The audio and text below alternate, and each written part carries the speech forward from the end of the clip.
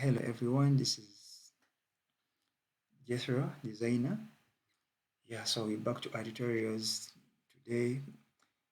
So this time around, we're going to begin actually on a very interesting project, and this is what we are going to design in our Protastructure. It's a G+2 building, as you can see it. So we're going to design it from scratch up to where you can see it. Understand it? So we are going to design the whole structure right from scratch, the whole of it. You get it? Whatever you're seeing here, we are going to design it. You understand? So just follow up, make sure you're always updated on every upload. This is going to be a playlist, so we are going to be uploading very different parts, but just make sure you follow. You understand? Basically, today what we are going to talk about this ground floor. It's the one that we are going to start with. We are going to design it. We are going to insert our beams, our columns, our slabs. Yes, and that will be all for this video. The next video we are going to add on from there and then continue like that. Understand? So this is an architectural model you get for our structure. So when we come to that's the model now. So when you come to here, this is now the architectural ground floor plan, as you can see it. So we are going to use this one basically for our design, just because it is the same. The ground floor, first floor, and then the second floor, they have the same, they are similar. There's nothing that is changing. You get it? Yes, the orientation of the walls, everything, the columns, the beams, it's the same. So we're not changing anything. We're just going to use this very one for the different, for the different floors. You understand? So as a civil engineer or as a structural engineer, this is what you always receive from your From your architect. Architect will give you something which is something like this. It can be a bit more detailed than this one, because this one I just made it specifically for this tutorial for learning purposes, but they can give it to you when it is more detailed than this, but at least it will have these essential elements that for us what we are interested in. That's the walls. It will have it will show you some bit of columns. Of course, and as an architect will imagine his columns and you put them for you there. But as an engineer, as a civil engineer, as a structural engineer, you might not consider them. You get it? You will have to, because you are the designer. You're the one who has to make sure the building stands. The other one is just get. The other one, he has been as artistic and he has come up with this beautiful design. So it's you, the civil engineer, now to see a way it can stand, to prove it whether it can stand or not. You understand? You have to look for all ways to make sure the building stands with all its curves and everything. So this is what we have received from our architect. We are going to start off with our design. So when to start off with our design, we are going to come here and this is now AutoCAD. You understand? So in AutoCAD, you will come here as an engineer. Of course, you will come here and make what we call a structure framework. You understand? The structure framework of your building. Because after getting this from your architect, this is not what you're going to use in the design. No, you have to remove some of the things that are not important, because there are very many things. As I told you, it can be very detailed, having very many components that are not even important. You understand? So you have to make sure you go to your AutoCAD and then remove some of those components and edit your structure very well. But you have to have it in mind that the dimensions are uninterrupted with. Get? If the room like this one, if it's supposed to be 5 meters, please, it is 5 meters. Understand? Like this one. If I measure it here for you, you can see it is what? It is 5 meters. That is 5,000 points. It is 5 meters. You understand? So if the architect says it's supposed to be 5 meters, my dear, the room is supposed to be 5 meters. Even if you come up with your structure framework, make sure that the dimensions are uninterrupted with, they are going to be the same. You get it? Yes, then make sure everything is the same. What you are going to change is just removing some of the components that are not required, are not very necessary, and then you add yours, the things that are necessary. You understand? Like you are going to add the columns that you are going to position your columns in places you feel like that's where they are supposed to be as an engineer. You understand? So that's what I did here. I had to come up with this structure framework. When you're coming up with structure framework, it's very simple actually. You just have to understand how these layer properties work. You get, like for the grids, when you click on the grids, you can see here the word grids. It means I've chosen the layer for grids. I came here to layers. I had to come up with a new layer. You can see new layer. So that new layer I had to name it what? I had to name it grid. I named it grid, as you can see it here. You understand? And I gave it that red color. So, and when I come now to the column, just when you click on column, you can see column. Even for the columns, you just go there, do the same thing, give it what a layer, and use that layer you get for drawing that column. You understand?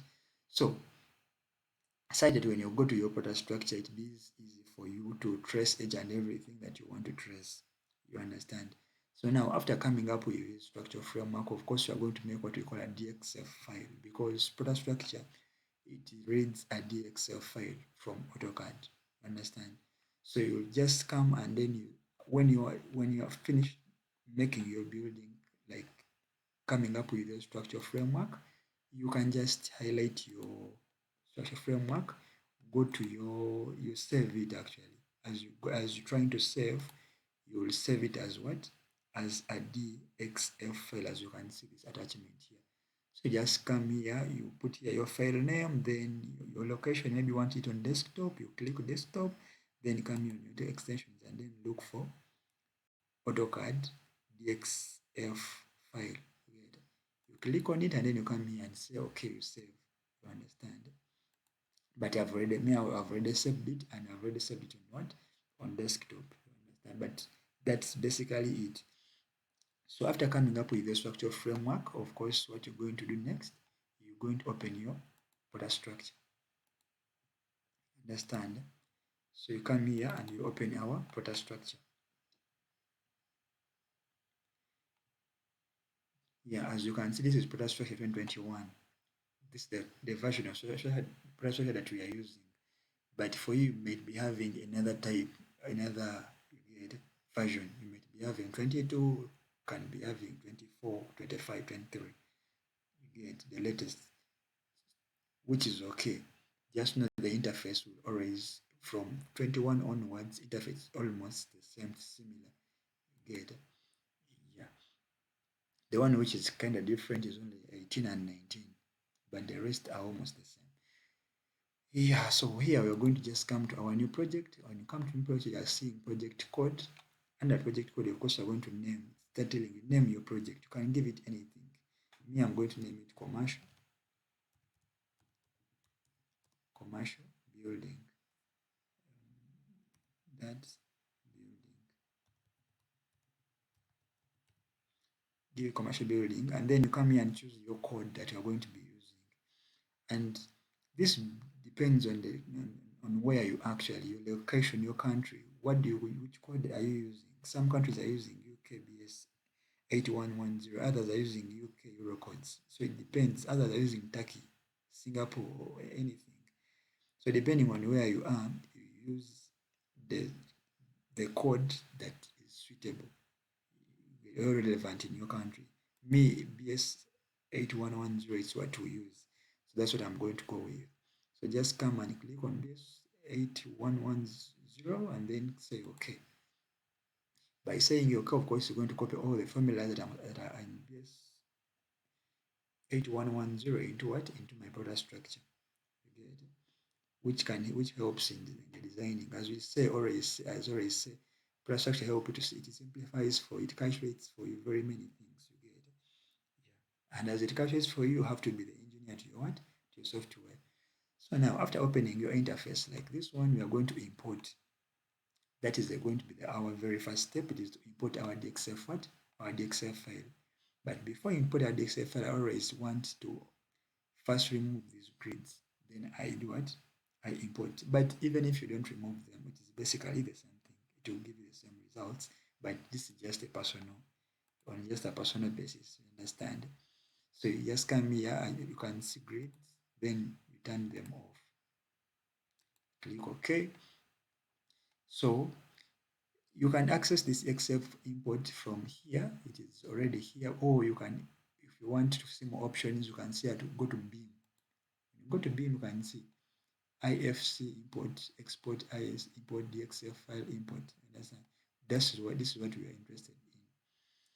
So it will bring for you this kind of catalog. When you bring for you this, of course, you're going to come here and you say load DXF.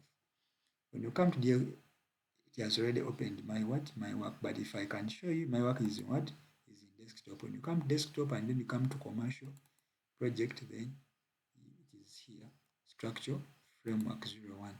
I just click on it like that and I come to open. So as I told you, when you are saving your work in DXF file from AutoCAD, you have to make sure you save it where you can easily access it. Get it? So just come here and click open. When you click open, I remember me talking about the layers, the other side in AutoCAD. So when you come here and you see your grid, of course you are going to come here and choose the layer that you assigned to your grid. So just click there, and then you come here, scroll down, you can see grid, because this is what I chose from AutoCAD. So when I come here, I'm just going to come and choose grid and then say okay. When I come to column, you remember even I showed you how I did it. So you come here to your column and then choose it. Choose column and say okay. You understand? After saying okay, everything, you just come here and say import here. And just click on what? On import. Click import, you wait for it until it finishes. As you can see, it is telling you operation completed. Then you just come here and say close. Then when you say close, you can see I've already imported my what?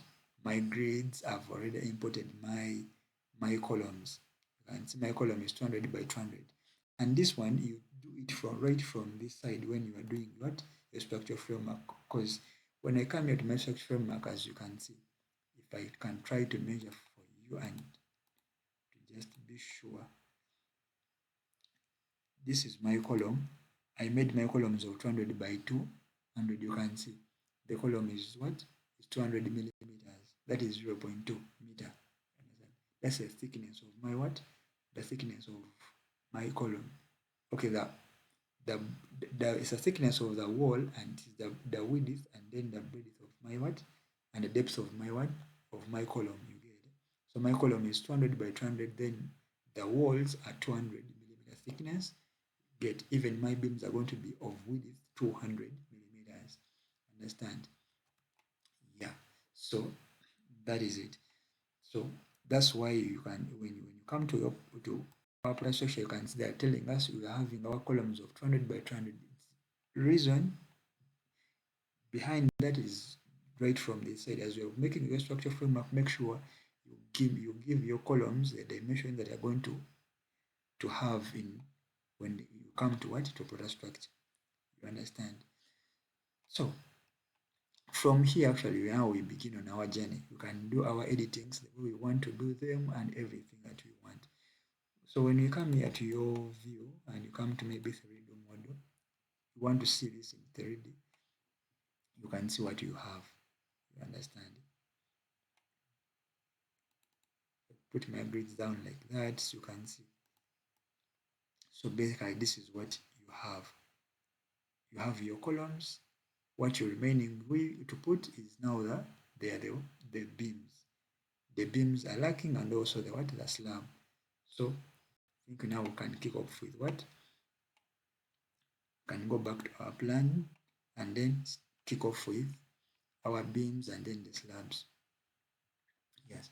For the beams, of course, you're going to go back to modeling. So just going to come here and click on beams. remember we were looking for a beam of, this one is now the width or the breadth of the beam. We said you're going to use 200.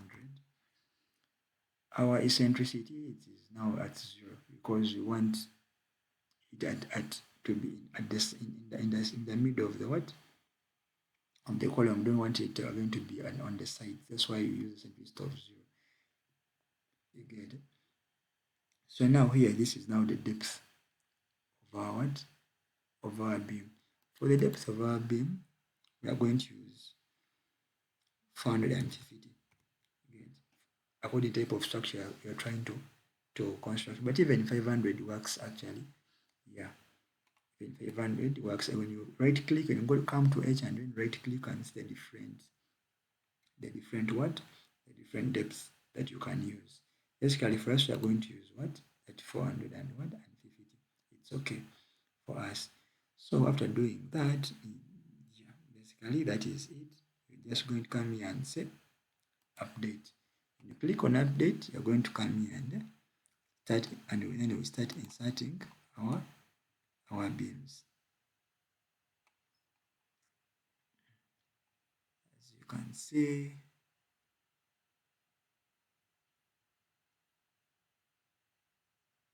up to this, then comes here,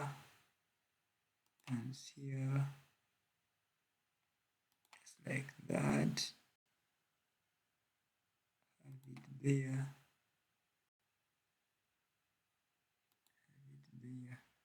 Escape. Just escape once. Then come here, click there.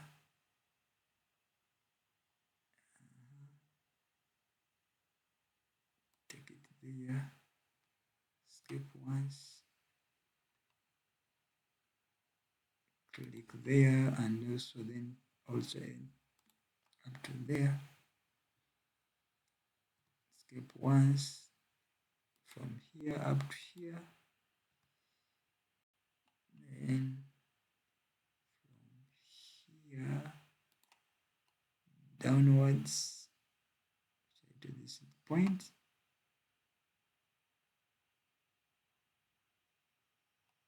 Up to this point.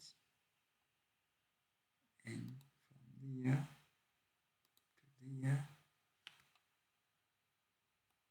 Also there to here.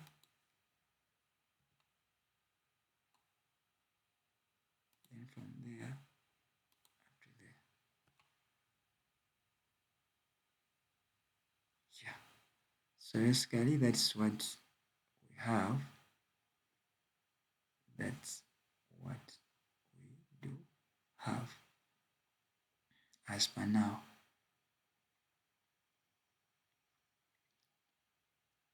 Yeah. As you can see, when you come and check on our framework, because whatever you do, you have to cross check with what you have in your framework. When you check in our framework, you can see the shape has already come out the way you can see it here. We have placed all the beams that are here, and we have also included this beam which moves from here up to here that we had not included in what? That we had not included in our structure framework, but we have seen that it is very what? It's very important. As I say, be the engineer to your software. You understand? So that's what we have. If we come to the beams, this is what we're having as for now.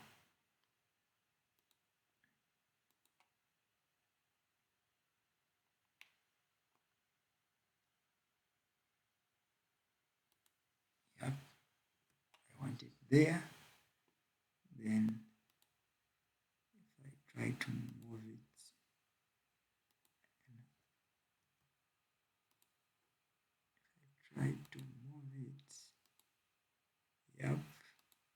yep,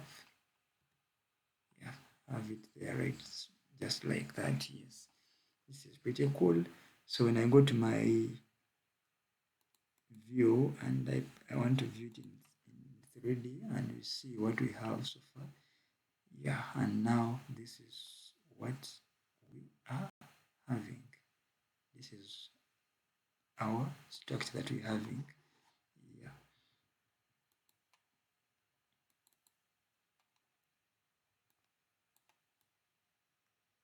That's what we have, yeah, as per now. So we are going to go ahead and insert our what? Our slab. You understand? We are going to come and now insert our slab. So when you come back to our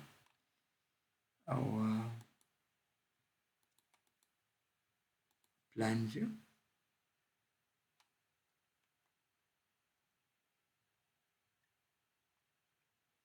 sorry,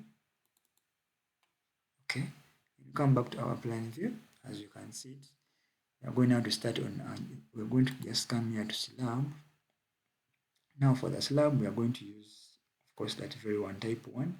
And then when you come to H here, we're going to use 150. Yes, because 150 is okay, it can be 200, but if your slab is less than 30 square meters, or it's between, okay, it's less than 30 square meters, you understand? Like maybe you get this span, this side times this side again, like here times here, and your panel, when you multiply its length and its width, you get, and you're getting something which is less than 30, just know 150 is okay, 150 millimeters is okay. Maybe when your slab is beyond that, like maybe 32, that one is, yeah, you can use more than 150. But as per these ones, you can, they are small. That is, all of them are less than that. You understand? All these panels are less than, they are less than that. So I basically know very well that 150 is very good and it can really work very well. But when you're designing, and actually when you are making these panels, when you are placing your beams, you have to place them in a way that, let me first take you back to your 3D view and you see what I'm trying to talk about. You can, if you look at this 3D view, when you look at this panel, you can see it here, this panel here, the way you can see it here, or this one, this panel here. If it is, when it is always, when you multiply this width and this length, and maybe it's giving something which is more than 30 square meters, just know that that can lead to vibrations in your structure. Yes. Have you ever been in around a structure which, like, take an example, maybe on a first floor, and someone is on a second floor. Then when maybe something fall from them or they try to jump, you will hear those vibrations in most of the cases. You understand? You can feel the vibrations. Those vibrations, one of the reasons, the causes of those vibrations is that when your panels are too big, you understand? Your panels were too big, they are either greater than the 30 square meters, it can lead to that. They have other reasons, but that's one of the reasons you get for vibration. So you should always, as you design structure, you should always make sure you don't go beyond 30. You understand? Yeah, because if it's maybe like in 40s or something like that, the building might even be bound to failure. You understand? But for 31, it is permissible, although it causes vibrations. But beyond 35, it's already a risk. That's what I wanted to talk about. So when you come to our slab, you're going to use type 1. You're going to use our here 150. That is our depth of the slab. Then for cover, we are going to use 20. Yeah, even 25 works, but 20 is also okay. Because we don't want where, as engineers, you have to be economical. We don't want to over design. Design something which is safe, but again, you have to also consider the pocket of the client. So you're going to just say here, update, then before we insert them, we are going to come to here on load. When you go to load, you can see the lead load. Normally the lead load, it ranges from 1.2 to 1.5, but since our building is a commercial one, we shall use 1.5. Yeah, we shall use the maximum. Then for the imposed load, just right click and then come and look for the type of structure you're trying to design. They are always there. Good. Yeah. So like for our structure, as you can see, it cannot lie under general domestic use. You understand? We can't put it there. It's kind of a commercial thing. You get it? So that's why me personally, I want us to give it. I want us to give it.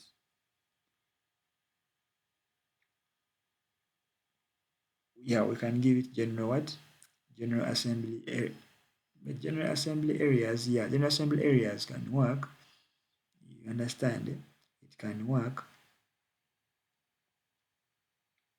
Machinery, you have what we call the machinery halls and saturation spaces. We have the projection rooms.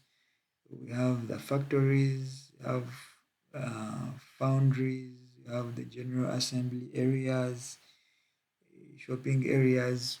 Actually, our thing is a shopping area. We have stores there, and yeah, so it can lie under what? Under shopping area. So just come shopping areas and click on it.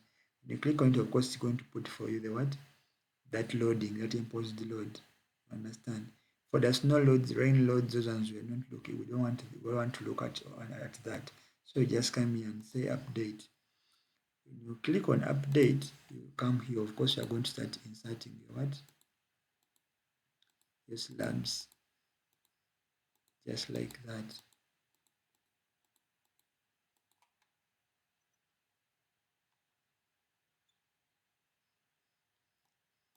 Insert your slabs.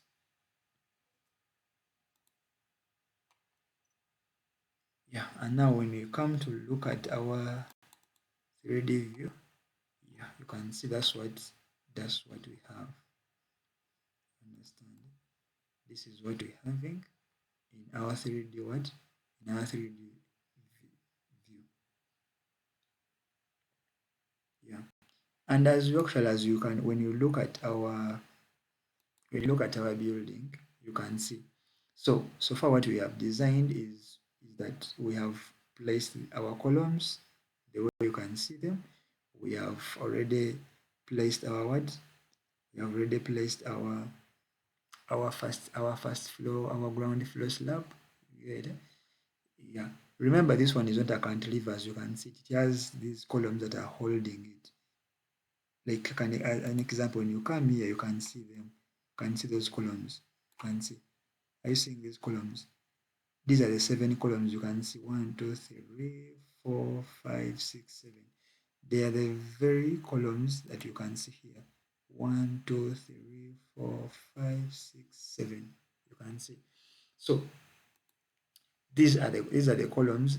So this first slab is not a cantilever, but when you look at this slab here, if you can see it is a cantilever. There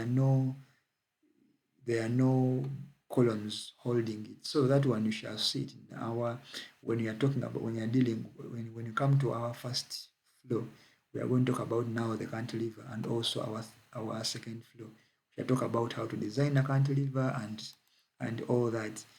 You understand? But basically for the ground floor, this is what we have. Yeah, as per now. What we are going to do next, maybe we are going to add on our load. Good. Our wall loads for the first floor. Good. Because they impose their weight on what? On our ground floor. You understand?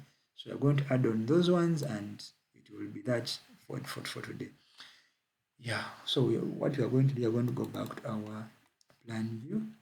Go to your plan view. You are going to highlight that one of the beams. Right click and go to what we call edit wall loads. When you come to edit wall loads, it will bring for you this pop-up. It brings for you, so of course you're going to, it is telling us the wall unit weight. Our unit weight, of course, we are going to use 3. For this type of structure that we're trying to design, I'm going to use 3.17.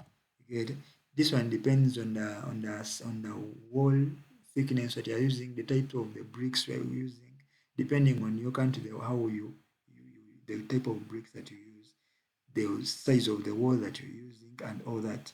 That's what. But according to the me, the wall I'm using, and also the type of bricks I'm using, yeah, 9-inch, yeah, 3.17 is okay. When I come to my wall height, of course, my wall height is 3 meters, but I'm not going to put the whole 3 meters because, first of all, the depth of the beam I've already taken it to be 450. You understand?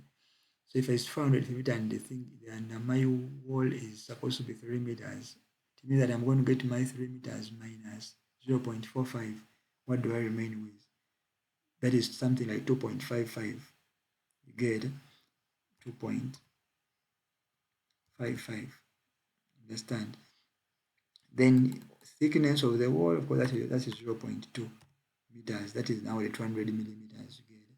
When I put that, you can see that the dead load has already computed what it's off. So I'm just going to say okay.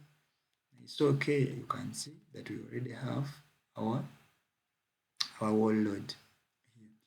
So what you're going to do, you again click on it, and then right click. You say you're going to say copy. Copy them. Copy wall load. You can see it. Then you just click on copy wall loads. When you copy wall loads, you're going to come here to your nodes. Of course, you're going to come and click here like that. Then you press shift, long press shift, then come down here and click there like that. Then right click and look for what we call a paste copied beam loads. Then you just come here and paste. You come to paste, it is telling you that wall load defined in the selected beams will be replaced. They are trying to tell you that this one that you first did, it's going to be replaced, but what you're trying to, the one that you are trying to paste. Okay, remember you have highlighted each and everything, and it is okay. That's what we want. Just say yes. So when you say yes, you can see. Yeah. So we have, that's what we have. When we come back to our 3D view, we want to see how it's looking in our 3D view. When you come back to our 3D view, you can see what we have. So basically, that's what we have. Yeah, as you can see it.